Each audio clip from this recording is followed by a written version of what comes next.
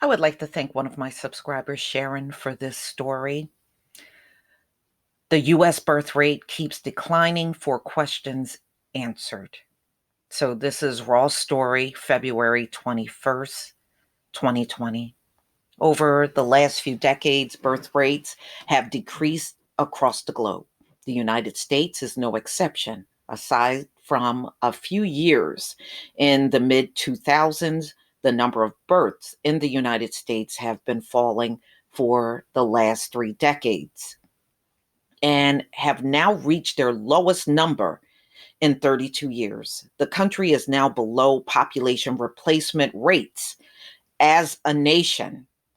This means that the population will start to shrink in numbers generation by generation.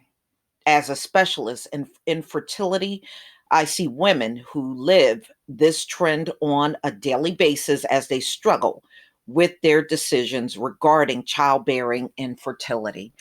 So, as you can see on this chart, going all the way back to 2007 to 2018, it's been a steady decline. The United States birth rate declined to 11.59 births per 1,000 women in 2018. Mm-mm-mm.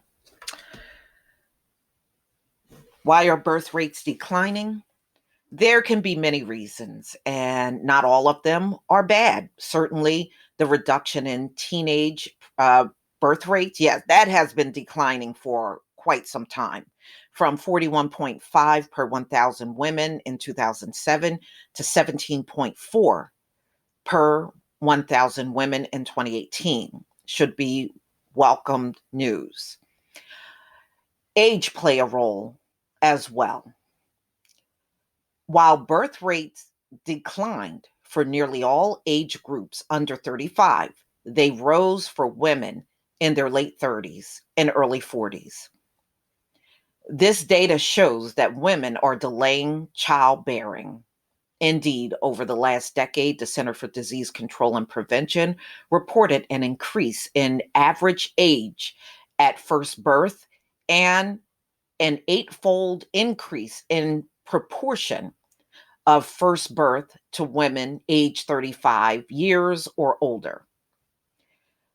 The mean age at first birth, I think they mean, oh, well, never mind, in the US is now at a record high of 26.9 years in 2018.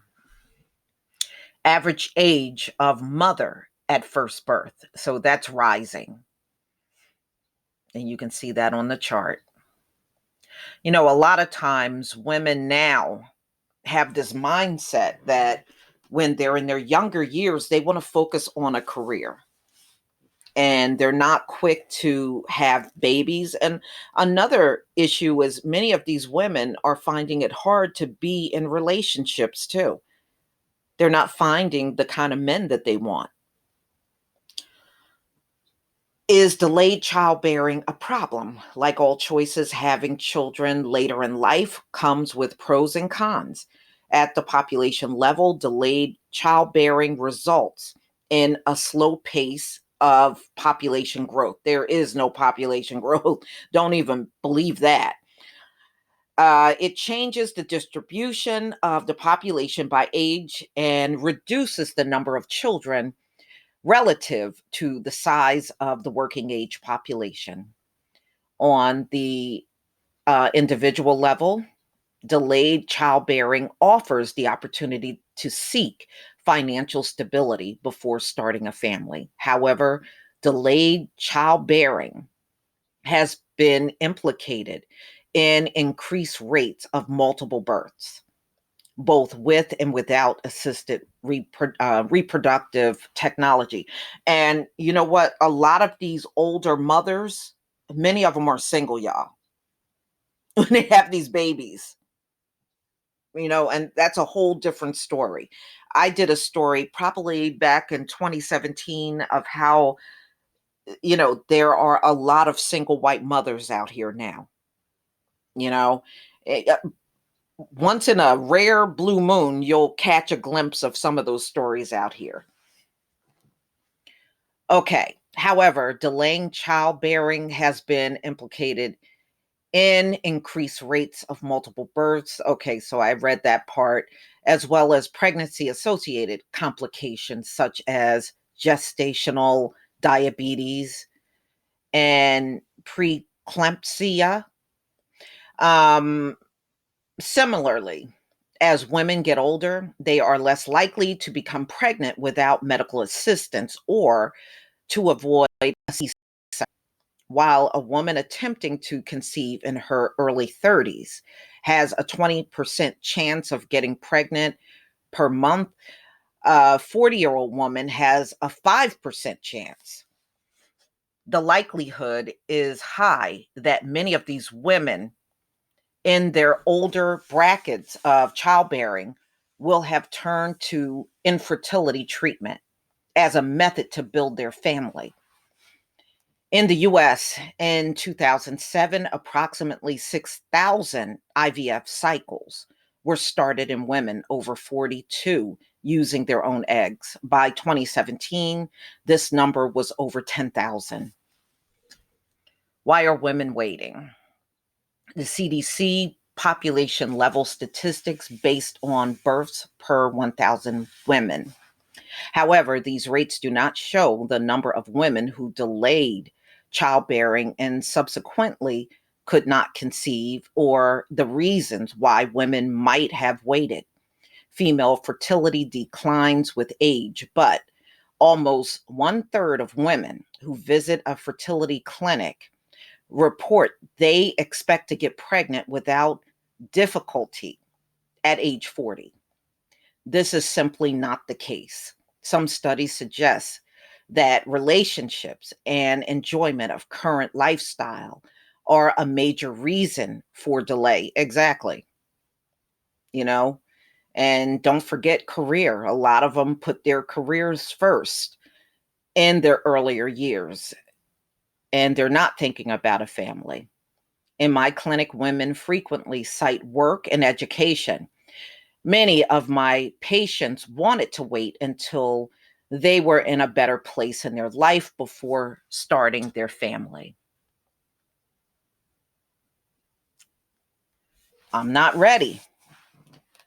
What should I do?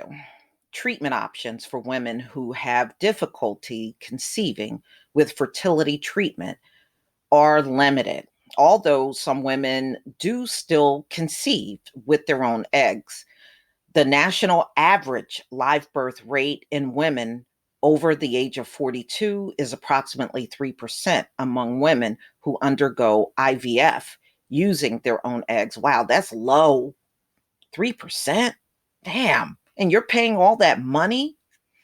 Individual medical history may raise or lower this percentage, but not to a large degree. For women who are not ready to conceive, but wish to preserve the option to use their own egg. Yeah, well, you know what? Sometimes, ladies and gentlemen, I remember this must have been either 2012 or 2013, somewhere around there.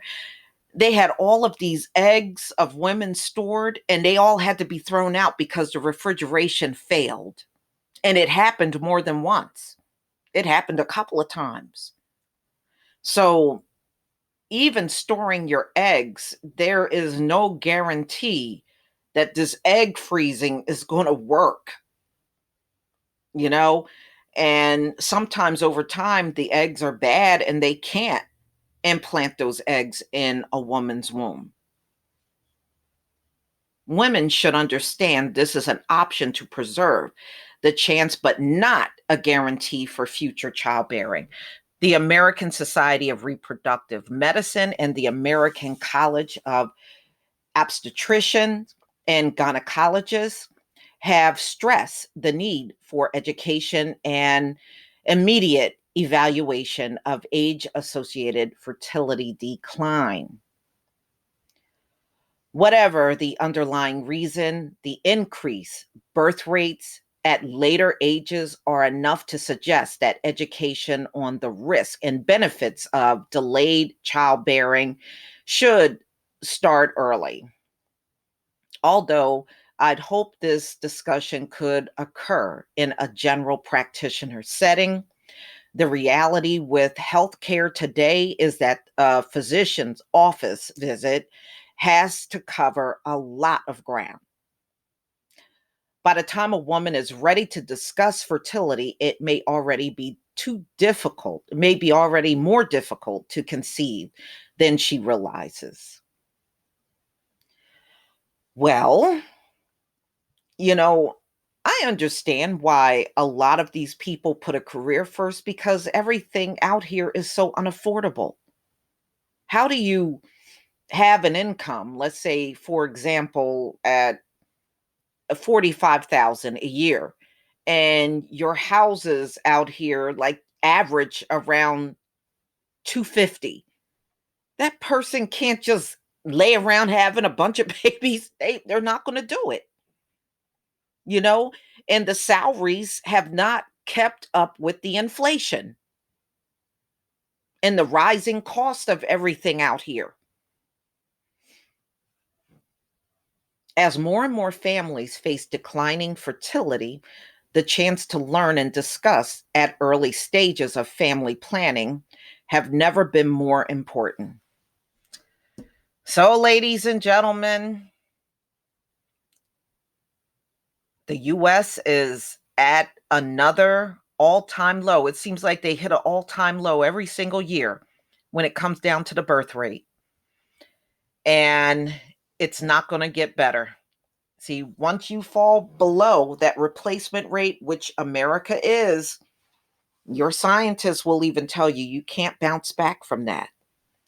But y'all, please tell me what you think. Please leave your comment and subscribe. Don't forget to hit on the notification bell, and I'll see you on the next video. Peace, family.